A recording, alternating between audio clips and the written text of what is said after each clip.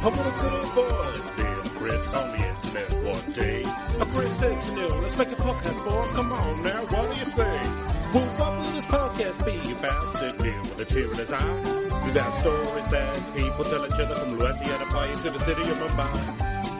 Oh, you mean urban legends. And the podcast was Urban Legends with Neil and Chris. You take care, y'all. Hello and welcome to this week's episode of Urban Legends, the podcast about urban legends and stuff that's a bit like urban legends but isn't really. I am Chris Flynn, and in my spare time I like to dress in a nice black suit and put some shades on and follow Dan Aykroyd around to shit him up. And with me is the leader of a new kind of gang or sect called the Sons of Colin. It's Mr. Neil Herbert. Hi, Neil. How are you doing? You enjoying the heat? Well, I mean, we're all just getting closer to hell every day, aren't we? Oh yeah, is that one of the teachings? Displeasure. Is that one of the teachings of the Sons of Colin? It's mostly a very detailed treatise about all of the things that are wrong with the world, Yeah. as I see them, and why God agrees in every way with me, and how we should. And you're running this out of Static Home Park, is that correct? Up on the cliff? It's a static caravan that I've parked up near Saltine Lido. Yeah. Yeah. And Keeps me cool in the summer. Yeah. Warm in the winter. Get to see that nice Art Deco building as well. Yeah. Mm. God approves of Art Deco, Chris. Does he? So, one of his favourite architectural styles. Really? I always thought of him more of a Baroque man, but... No, not into those flourishes. Well, I'm not a son of Colin, so I wouldn't know. No, how many members are you up to now? We're approaching double figures. Nice. And you're all married to each other, is that true? They're all married to me, yeah. All married to you? This is the will of God, not my will. Are there any, would you, I mean, for those, I mean, because I'm interested. I mean, God does preach that any woman not married to me is living all in man. sin. Yeah, all man, I'm not fussy. Yeah. So I'm interested. Would you be able to give me the elevator pitch of the Sons of Colin? Why should I join? Well, it's quite simple. Do you want to burn in hell for all eternity, or undecided? Would you like to go up to heaven? I'm undecided on that. What kind of things do you get up to? It's mainly kind of like drinking White Lightning in a static caravan. Okay. Lido. Bit of preaching to passers by. Yeah. Ranting, some would call it. Nice. Are there any in tongues? trying to mooch free white side. You will, if you're drinking a lot of white cider, you will start speaking in tongues. That's bound to happen. Cause and effect. Yeah. It's just simple science, as I point out to people. So I can't help it. They point out you drink less white cider. So are you believers in science? Is it kind of like a science / religio? All of the science that agrees with my worldview. Otherwise, It's heresy. Okay. Yeah. And what happens to heresy? If it enriches me, I would strongly encourage people to judge them most harshly. Okay. Probably in a murdering way. Okay. But if not, God will sort them out, don't worry. And so you're getting tax breaks, is that right? Yeah. Is that use part the same loophole that what's his face, Scientology man. Oh God, I forgot his name. Hunter S. Thompson. That's it. Yes, of course. J.K. Rowling. That's it. You wouldn't allow her to join, would you? No. It's the one person that God doesn't want me to marry. Okay. Let's talk about fucking mother. Do you know what? I'm going to go offline there a little bit. I was right. When I was doing some research for the podcast, I was looking up Grindylows. What? So apparently it's like a mythical creature from the UK. It's like it's one of our, I don't know, it's like a little frog fella or something. Okay, and sounds just everything right. was about fucking Harry Potter because she put it in some story about mug. I was like, oh fuck off! I can't bother with this. Yeah, I like the fact that she's taking our folklore and turning it into fucking thing called shite. Yeah, I like the fact that she's doubled down on her transphobia. That's good. She didn't go, this hasn't gone well, and back off. She's actually doubled down on it now. Oh, there you go. It's nice, isn't it? Committed to her beliefs like Lenny Riefenstahl. What I would say is a couple of days ago, we had Trans Pride in Brighton, and 20,000 people came along, and that's the one. I think that's the biggest in the world now. So I love my city. Yeah, wouldn't want to live anywhere else. So Neil, how do you feel about Mysterious Islands? Was a fan. Yeah. Then I watched all of Lost. A bit less of a fan now since I found. Well, if the Mysterious Island turns out to have just basically been magic purgatory or whatever, I quite enjoyed Lost actually, but it got very silly at the end. Yeah, no, I'm up for a Mysterious Island. Okay, well you're in luck, Neil, because we are going to be looking at the island of Bermeja, which is how I'm going to pronounce it. It's not Atlantis, but it's not bad. Yeah, and just this week, what I'm going to be doing is using my eyes to look at the symbols. The power of vision, yeah. The power of vision, to look at the symbols and then use my memory to remember what those symbols sound like. Yeah. And then convert that into noises which I make through my mouth and throat. You can commune through the podcast to the listeners. And then put that into the microphone, record it. Now, this sounds like a complicated process, but as you know, I've got a bit of a supercomputer of a brain. So the whole process of seeing the symbol, converting it, then making the sound of the symbol out loud takes a matter of minutes for me. So, well, I've just been trying to feed photos into this microphone, and just nothing is happening. So I don't know why it's not working. Yeah, you cracked your phone screen, didn't you? Well, that's one of many problems with what I'm doing. So, the island of Bermeja, which I think that's correct because it's Spanish. So Bermeja. Yeah, it might be a B. Sometimes it's more like a V in Spanish. Bermeja, but I don't know. Well, I'm going to say Bermeja. Don't know the rules around that. So, Isla Bermeja, Mexico's disappearing island. And this is from MexicoUnexplained.com. And it was posted in 2018 by Robert Bitto. So, you ready to go? I am. I'm ready for a world of adventure. Yeah, you got your knee pads on? Always wearing knee pads, reinforced with memory foam. Good. And springs. So, on the Mexico Querétaro Highway on August the 4th, 1998, a semi-truck slammed into the side of a car carrying two passengers. It's surprising the car carrying two passengers or the truck? I would imagine the car, based on how the sentence was formed. One, the driver was unharmed. The other person in the car was killed instantly. Mm. The passenger was 74-year-old Jose Angel Conchelo Davila, a Mexican senator and former head of the Mexican political party known as PAN, like the flute lad. Sounds like shenanigans. He was a big fan of Shakespeare. While holding off many offices and posts in his long and distinguished political career, Senator Conchelo was perhaps best known for what was otherwise would have been... sorry. See, like I said, it's like it takes a while. Yeah, supercomputer, definitely. Yeah, but I said a couple of minutes. Still warming. I'm still putting coal in it. I'm very much child Babbage's supercomputer. It was best known. Mine's that old thing that they dug up from a brick. Yeah, I mean, sea. Half my body is made of brass, as you know, because I'm a steampunk. So Senator Conchelo was perhaps best known for what otherwise would have amounted to a footnote to history. He was a tireless defender of the existence of Isla Bermeja, a small island about 100 kilometers off the coast of the Yucatan, which had appeared on maps on and off across the centuries and in recent times had not been confirmed as real.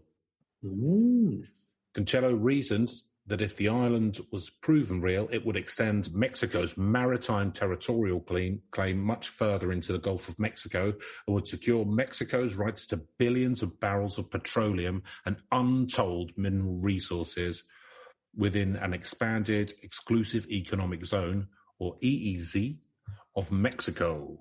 So, Mystery Island, mineral rights, dead senator. Wow. CIA work, maybe? Whoa.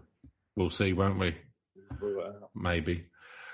Senator Concello advocated rediscovering the island, building a lighthouse or some other improvements there, and establishing a permanent Mexican presence on Bermeja.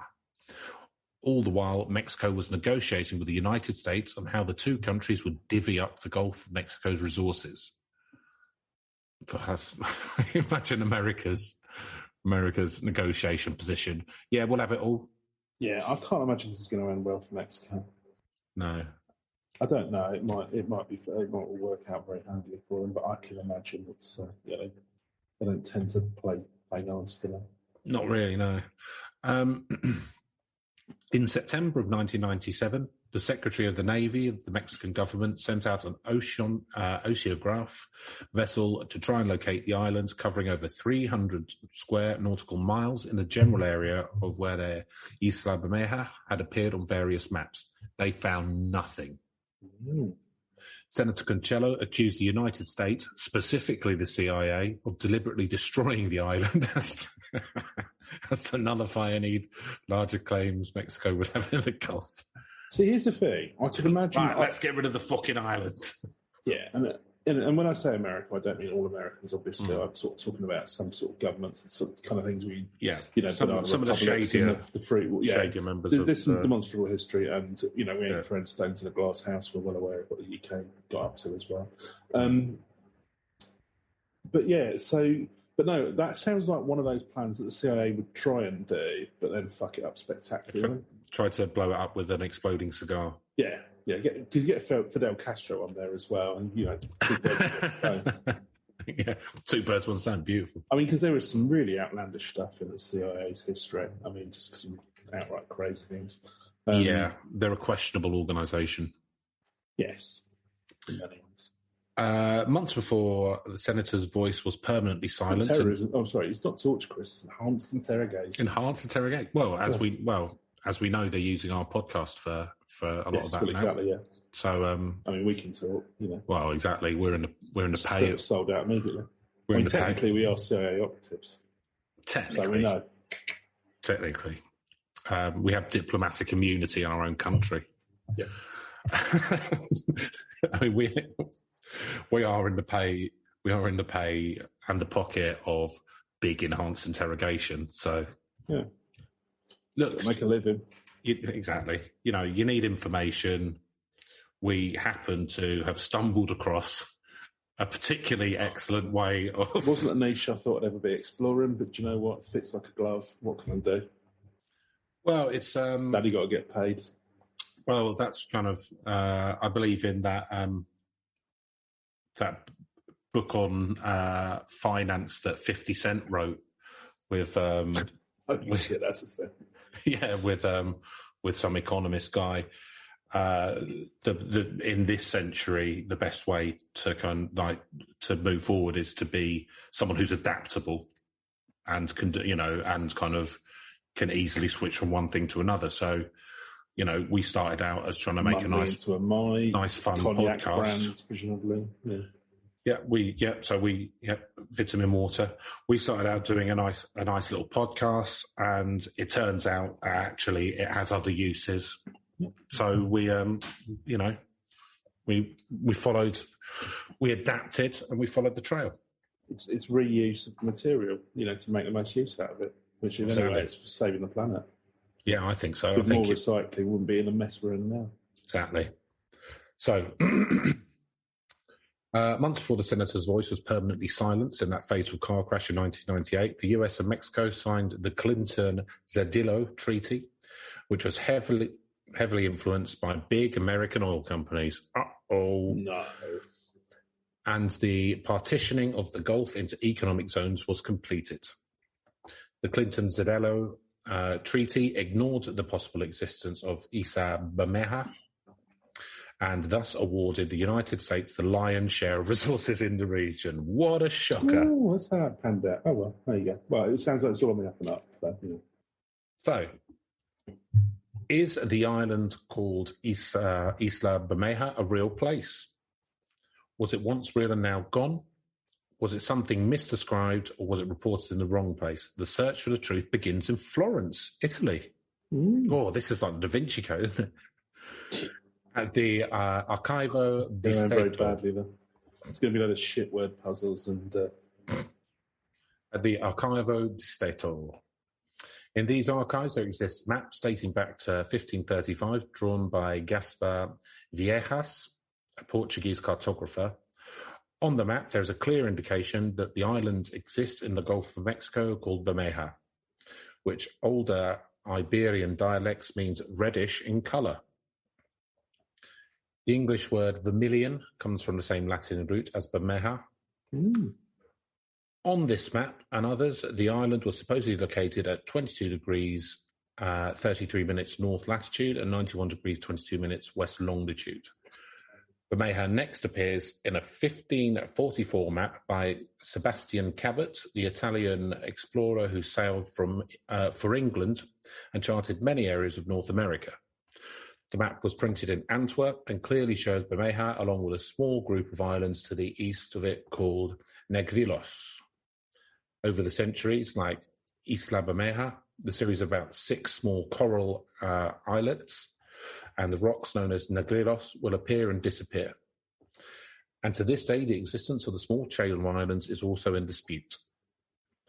So there's, I like these kind of mystery islands. There's one which appears on a load of maps, which is to the west of Ireland in the Atlantic. Okay, yeah.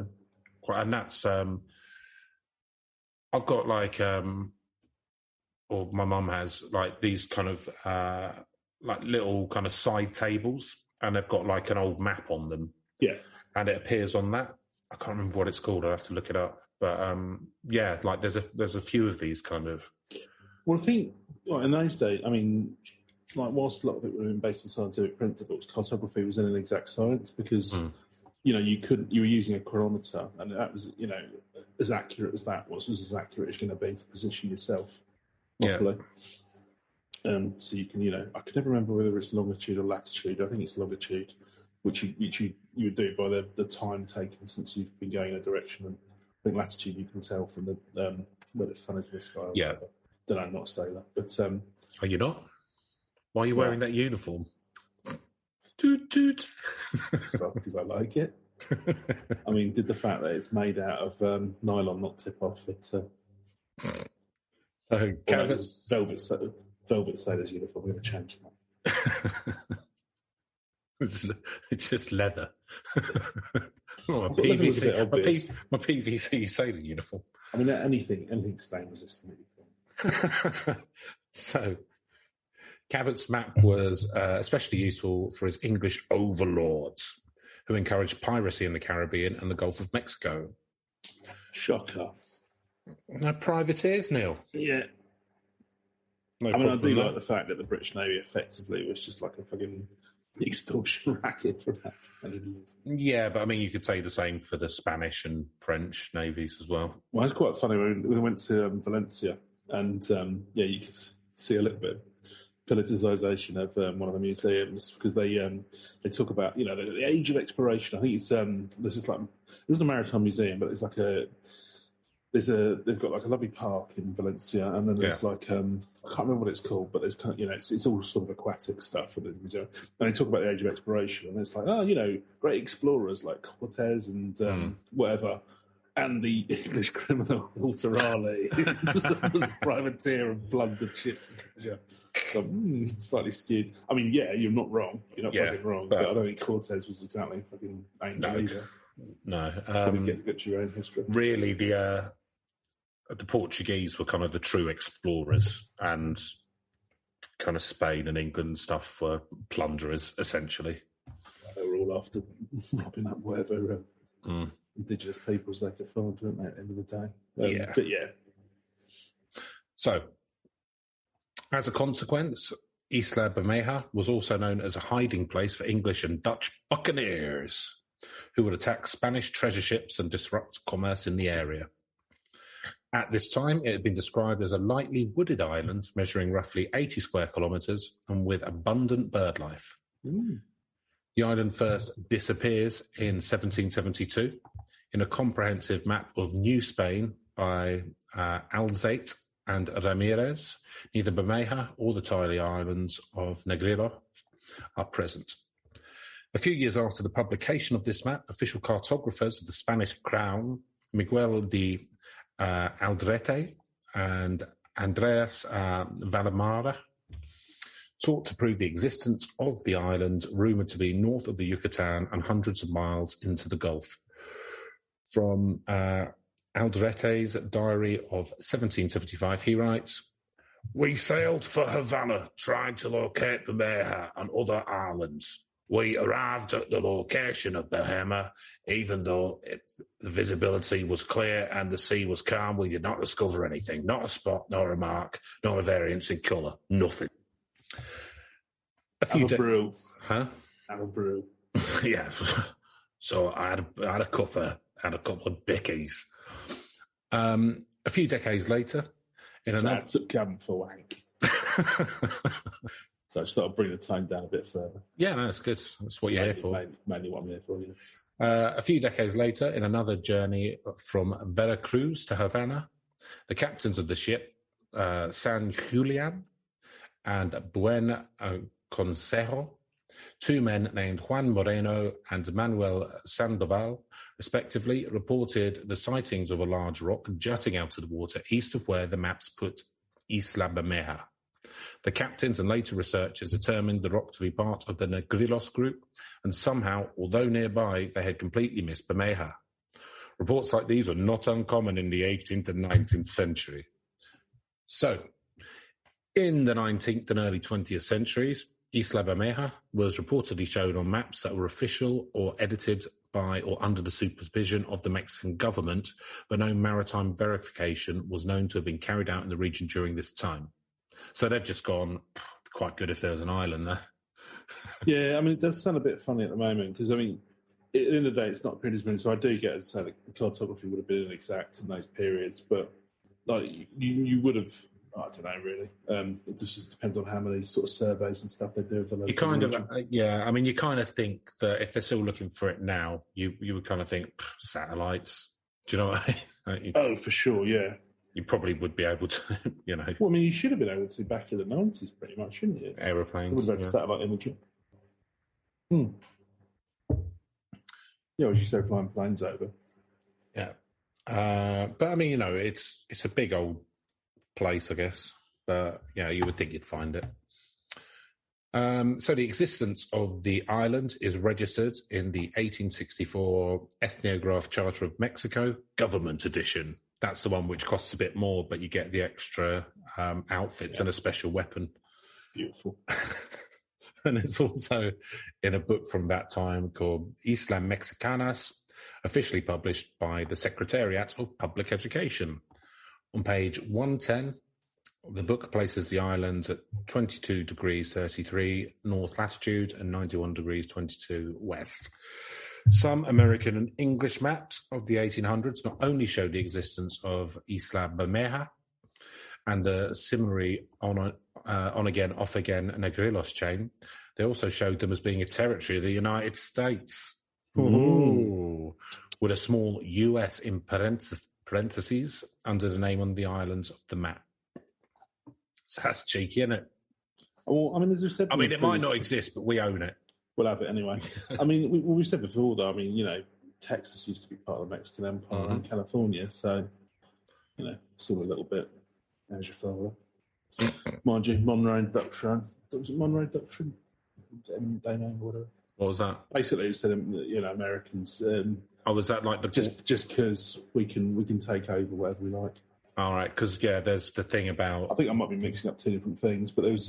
let's have a look. Well, there's the thing about... He was a senator in the There's a thing about if an island's uninhabited and it has guano on it, i.e. bird shit, then and an American sets foot on it, then it's part of America. That was like a law they wrote in, which is another quite good one. Because guano, obviously, very useful.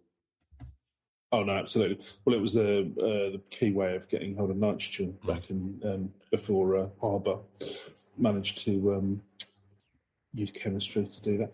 Oh no, the Monroe Doctrine. Sorry, I'll get my facts mixed up. That was basically saying that no Western country should interfere in the political affairs of the Americas. Right. You know, it's for us to colonialise all of these people, but do it secretly. So yeah.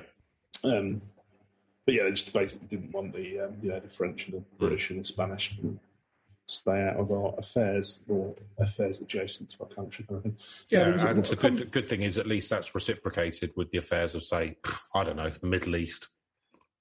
Well, yeah, I mean, or I don't know. To be fair, that was back in the 18th century. So yeah, so they didn't want the old world powers being stomping around, getting involved in the Americas. I can't remember the term, but basically, there was a whole thing that they came up with, which is because, so if you think like the British assets in America originally, it was like 13 colonies, wasn't it? I think, and the French owned sort of in New Orleans and Canada, and all that sort of stuff. Yeah, in Canada, or parts of Canada, and a lot of the Caribbean. Yeah, but basically that kind of march westwards, if you like, where it took over indigenous people's lands. I can't remember how. There's some senator or something. He kind of like coined a term for why it was all morally correct. Oh, was it the Manifest Destiny? Yeah, I think it might be Manifest Destiny. Yeah, that's a destiny to sort of take over. It's a troubling theory. Yeah, it's a bit like, what's it called, a Pax Romanica or whatever it was. Which is like, we're just spreading peace all around the world by invading and making you pay us tax. Yeah, and moving you off your land and sticking you in to live in a desert. Or if you're a bit cheeky like Carthage, literally committing genocide and insulting your entire country. That's a bit spicy, right? Jesus. Yeah, Manifest Destiny, that's it. Destined by God to expand its dominion and spread democracy. Which is interesting, considering I believe that part of the Constitution is that church and state should be separate. Anyway. Yeah, always been a little bit sniffy on that one. Much more clear on the one about guns, funnily enough. So this was not uncommon to see, as many unclaimed or out-of-the-way small islands, recent atolls, were claimed by the United States under the Guano Islands Act, of 1856. The first part of the Act reads, Nice island, get your own. Whenever a citizen of the United States discovers a deposit of guano on any island, rock, or key not within the lawful jurisdiction of any other government and not occupied by the citizens of any other government, and takes peaceable possessions thereof and occupies the same such island, rock, or key, may, at the discretion of the president, be considered as appertaining to be the United States. I mean, that's probably not much more, shaky than the logic. No, I mean, all the Western powers took over everything else. Yeah. No, I mean, like they basically plant a flag on it. They've followed the colonial game plan. Yeah, they're kind of they took up the British Empire's mantle very nicely. Yes. So, whether any American ever visited Bermeja or Negrillos and made a territorial claim is not known. Cartographers may have just been following... They would have done, wouldn't they? Oh, definitely. Following a convention of labelling any remote islands and rocks as being in possession of the United States. Oh, does anyone own this? Don't know, just put US. Although they did say, didn't he say, though, that an American citizen has to have set foot on it? So that seems kind of almost fair enough. No, but what they're saying here is what cartographers would do is if it's not owned by anyone, they just put US down. Yeah. So, it's just a placeholder. Just a placeholder. If that placeholder happens to become permanent. So by the 1920s, Isla Bermeja had disappeared from most maps, Officials from Mexico's Ministry of Foreign Affairs even declared before the Mexican Congress that the island had sunk and no longer existed. Sunk. It's it'll happen. Yeah, but island's always sinking. Well, Island man, it's up and down like a fucking whale, isn't it? Yeah, that's why they've all got gills. Yeah. I mean, the cats have got 3 tails or whatever it is. I mean, is it I don't really know. Is it an area which has a lot of tectonic activity, the Gulf of Mexico?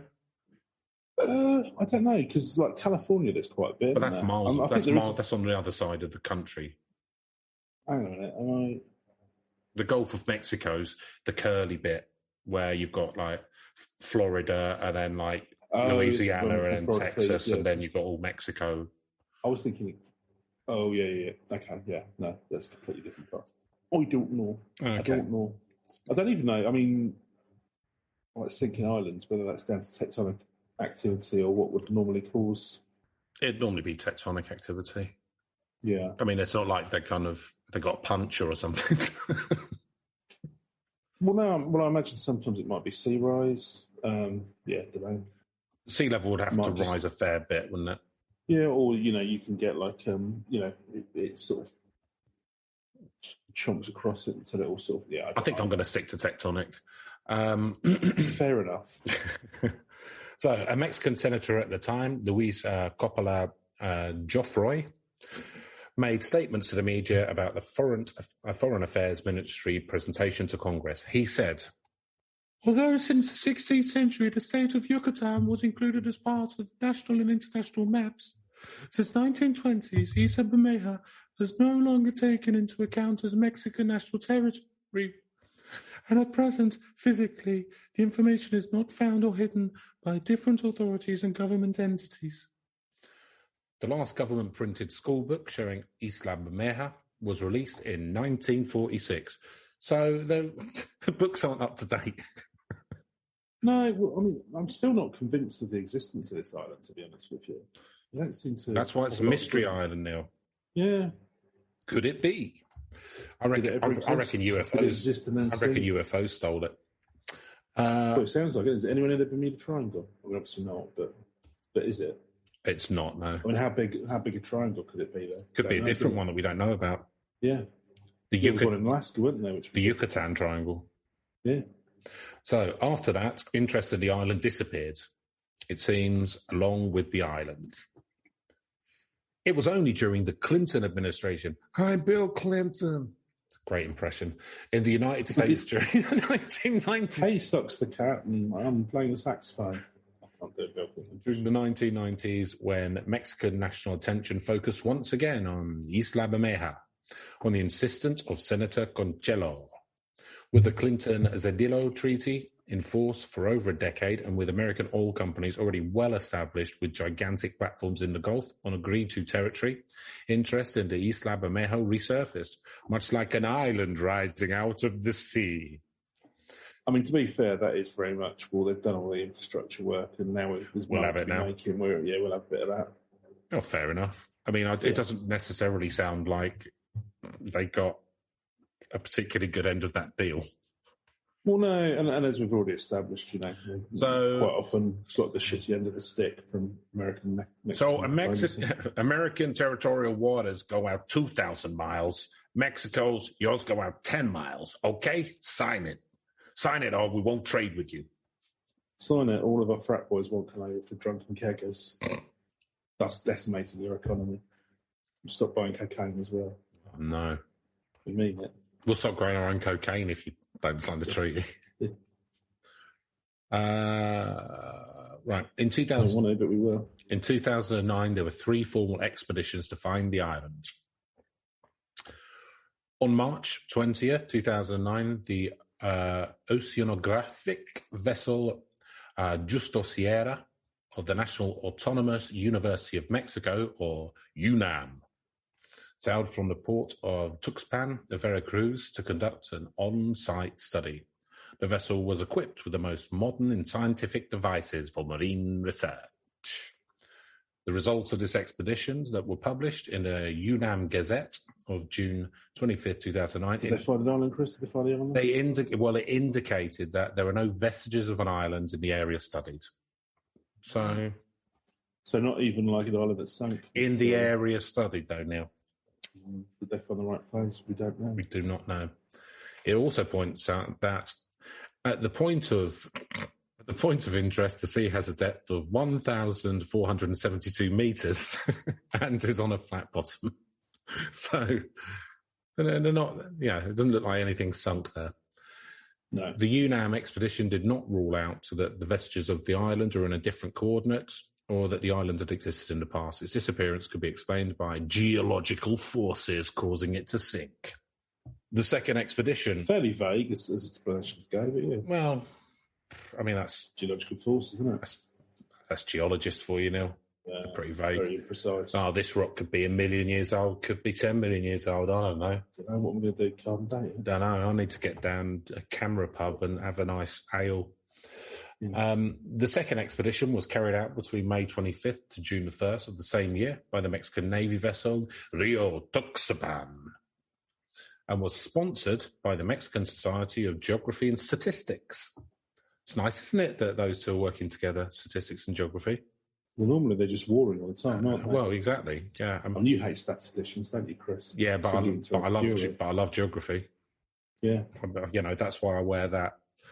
I've got that hanky with a map on that I wear out of my back pocket so that people know which side I'm on. So, although none of them do know that because it's quite an obscure kind of like reference. Yeah, I mean, there's not a huge amount of crossover with the. It more gets you kind of like geography and statistics. The Venn diagram between geography and statistics people and gang culture in America is quite a thin sliver where those two overlap. And that thin sliver is me. So. Although a definitive and official version of the expedition is not available, information was made public throughout interviews published in Diario de Yucatan and the notes published by the expedition participant Edwin Corona. The expedition's mission was simple: to clear up doubts and make known the whereabouts of the Bermeja Islands. Rio Tuxpan travelled 1,500 kilometres and did not just inspect the island's assumed coordinates, but also explored much of the surrounding waters. This expedition found nothing and concluded that the existence of Isla Bermeja and of the small chain of islands called Negritos was simple cartographic error repeated over time. I mean, I'll be honest with you, Chris, with this one, is a lot more like cartography that hasn't got anywhere and a lot less CIA nuclear bombing an island out of existence than I'd hoped for. But there we go. Neil, look, the story goes where it goes. The story is. Okay, yeah. I'm sorry it's not exciting enough for you. No. I'm glad you're sorry. Well, I'm not really. Well, that's what I thought. I'm trying to move this podcast into a more fact-based, more educational direction. Yeah, do you think that's wise with either of us? Helming it? I don't know. Like, just keep trying. Maybe getting someone who knows how to pronounce basic words. Just keep trying different things and see what hits. Do you know what I mean? Scattergun approach. Yeah. Bound to get it right at some point. They can put that on your CV. Bound to. The third expedition was financed by Televisión Azteca. The ship Kalin Ha set sail on June the 5th, 2009, with several researchers on board, among them the historian and cartographer, a specialist in cartographer of the Yucatan Peninsula, Miquel Antichio Colpa. Although this trip was made... He's beautiful, so. I know. Although this trip was made in more precarious conditions than the previous two, from the point of view of the technical equipment available on board, the conclusions were similar. Antichio... I'm picking up a heavy vibe that nobody's going to find this island. Well, not yet. No, okay. Antichio stated La Bermeja is not only the disappeared island, the small archipelago in the old maps, Negritos Islands, or the reef of Negritos, does not exist, nor do any other keys or reefs in the so-called alias bank. Look, lads, third time's a charm. It's definitely out there. I'm going to get you all that oil money, yeah, because even if we do find it, absolutely, the US are really going to concede this when they're making money out of that oil. So that's definitely going to happen. So just thought you'd find some pretext for how they already owned it, even though it didn't exist beforehand. I don't know. I mean, at the moment, I do wonder if just some cartographers wanted to go on a few jollies.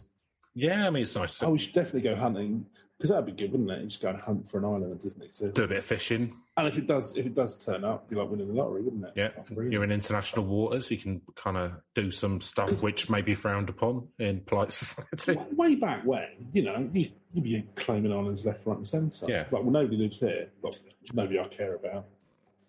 So, no one Christian. This. Yeah. Well, no, they are Christian. Well, they're not white and Christian. Yeah. Yeah.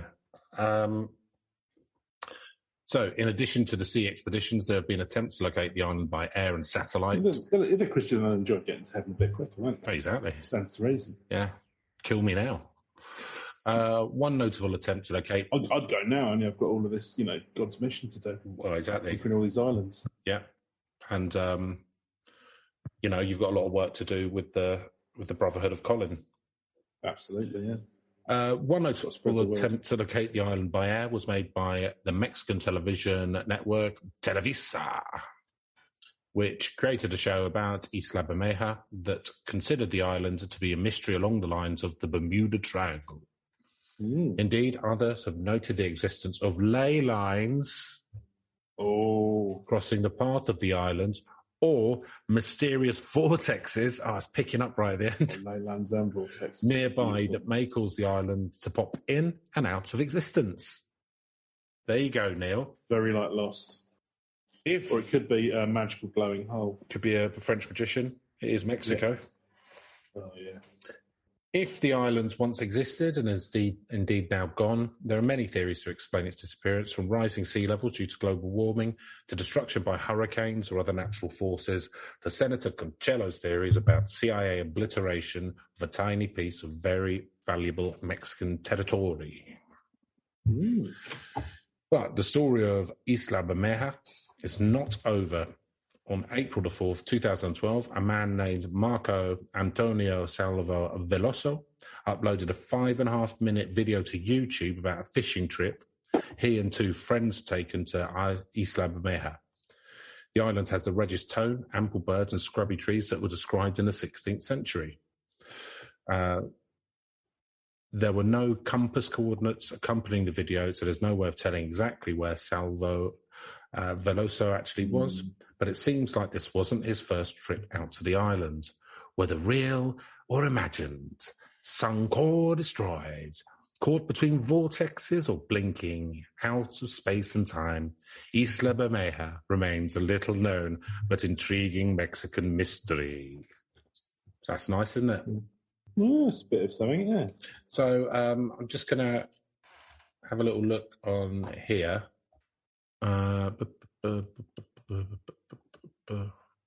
So I'm just trying to find...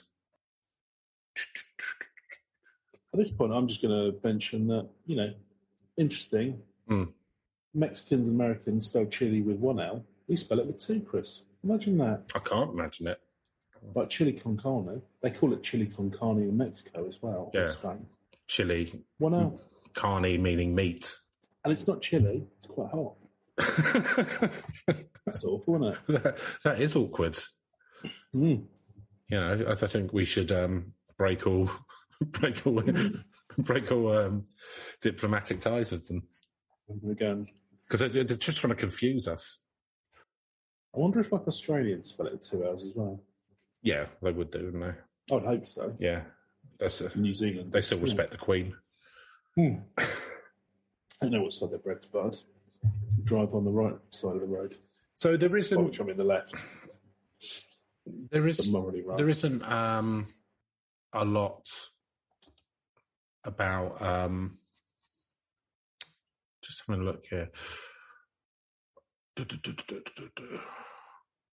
I mean, it doesn't seem to have been any really particularly definitive sightings of this island, I'll say this much. So, yeah, okay, it appeared on a few maps a few hundred years ago. It sounds like, but, you know, we know that those maps could be inaccurate or could be miles away from where the actual thing was. Yeah. Not uncommon. I'm just trying to have a look and see if there's any more kind of about the CIA's plot or conspiracy, but it literally just is blew it up. Right, that. Well, again, because we started quite excitingly with a man getting rammed off the road, and it's like, oh, it's been assassination. It's been sounding a lot more like a coincidence, to be honest with you. Yeah, I think there's so. Not a lot to back it up. Yeah, so I think it's just the guy who got hit by Canelo, Senator Canelo. I think he just said that the CIA had probably blown it up. There doesn't seem to be much else apart from him. Well, we can't blow up an island, but we can ram into your car. So have a taste of that. You cheeky fuck. I'm sorry. So let's have a look. Is there anything else? I think that's about it, to be honest, Neil. It was well, it's an intriguing little tale. Well, it's, you know, it's our first look at a disappearing island, so I guess, you know, it has some value. But I think we'll, you know, it'll prep us for when we do Atlantis one day. Yes, absolutely. Do a 8-part, do a series on Atlantis. Oh, so should we go through our scoring system then, Neil? I think we should. Okay, well, spookiness, Neil. So, what do you reckon? It seems very spooky to me. I'm not sure about how you feel about it. Disappearing islands. I can't think of anything to keep me up more at night. Well, we live on an island, of course. Easily. So, well, exactly. Imagine if that disappeared and everyone. You imagine you go on holiday, Chris, like France or something, and then you're like, "Oh, I want to fly back to England." That's gone. You go, what? What's England? What's? But I've got. What's this blue passport you're waving around? No, passports around here. You'd end up being like the man from Townreg.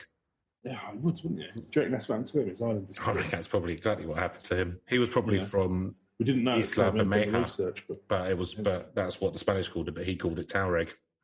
Blow your minds, wouldn't it? Yeah. Yeah. So, no, not terribly spooky. This one, to be honest with you. I mean, other than, like I say, I could kind of blown up an island, maybe not, but I can kind of believe some of the shenanigans, which is a bit spooky. But no, I'm not seeing a lot of evidence that anything's really happened here. They just did it with shovels. More a lot of boring stories about oceanography. And yeah, so kind of the opposite of spooky, really. So I'm going to give it a 1. 1, okay. Yeah, well, I'll admit that the story wasn't necessarily fireworks. It sounded good on paper, Chris. It did sound good on paper, and you've got to try these things. Yeah, it's not. There's not really anything spooky here. I mean, I would say that America's grab for natural resources at the cost of their neighbours, it's probably. I think that's quite spooky. The kind of power projection which they wield. So I think that's quite spooky. And also, it's all stuff which is going to help to destroy the planet. So that's quite spooky. So for those two reasons, I'm going to give it a 3-0. Okay. So believability. So, I mean, it's on maps and stuff. It's not like completely, I mean, it is, I don't know what it is, but I mean, it is on maps and stuff. So obviously people did think it was there and people are still looking for it. So there's obviously some belief in it, whether it was there and it went because of geological reasons or whether it was just the maps were wrong. But people definitely believed in it and to some extent sort of still go out and have a look for it, kind of up till quite recently. Yeah, I mean, there's nothing supernatural about it or anything. So do I think there's an island there or was an island there? Possibly. So because of that, I'm giving it a 7-0. Okay, I'm going to go down a little bit on this one just because I think you're right. I mean, at the end of the day, there is documentary evidence. Having said that, cartography at the time would have been imprecise. So I don't know if there's been any reliable evidence with any kind of current technology. So it doesn't... But is it possible? Yeah, I mean, it may have been. It may have sunk. It's possible, I guess. So I'm going to give it a 5. Okay, Reach, Neil. I mean, I say this every week, but I hadn't heard of this. But I don't doesn't sound. Again, it really just reminds me of Lost for some reason, but I don't think it's based on anything. Lost might be. Yeah, maybe they're inspired by it. I don't think this one probably does have massive reach, other than some sort of trade agreements, and it just feels like grasping for a way that we might, it's in the school books. Hoping beyond hope that we might be able to get some money out of this, which is going to, increase your interest in it. I doubt it's known that well outside of North America, Central America. Not been around that long, so 500 years. Well, no, I mean in terms of the time of the island. I mean, people weren't talking about it, were they? Well, it was on the maps. Yeah, it was on maps, but that wasn't. But that's not what I call. I mean, For me, it's about the reach of the urban legend. Do you know what I mean? Or it might be true. So yeah. Just because it's documented in maps doesn't mean that that's sure. People talking about that as town. Anyway, that's what. I'll give it a 4. Yeah. So I'm thinking of the island of Bermeja, because that really is the urban legend, whether it exists or not. 500 years is it there? Is it not? That's quite a long time. So it's got decent reach through time. It was in, school books in Mexico until 60, 70 years ago. And people are still going out and they're making TV shows about it. So, I mean, it's definitely known in Mexico, probably to an extent in America, possibly a bit in, because it's on the maps which were done by Spanish sailors. So there's probably a bit of stuff there as well. So I'm going to give it a 5, I think. Okay. So, narrative / premise. Well, the premise that there was an island and then it's not there anymore, that's a fairly unusual one. Perhaps the CIA blew it up. That was just one bloke saying it, but I mean, it's quite good. All part of the story, though. All part of the story. It's quite good. And it kind of ties into all the sort of buccaneers and the age of discovery, the age of discovery for Europeans. Yeah. So, I mean, it's still a bit like, is it there, is it not? So I don't know. I mean, it's not very strong, but it's not the weakest. I'm going to give it a 4-0. Yeah, it's a bit higher for me on this one. So I quite like the narrative setup.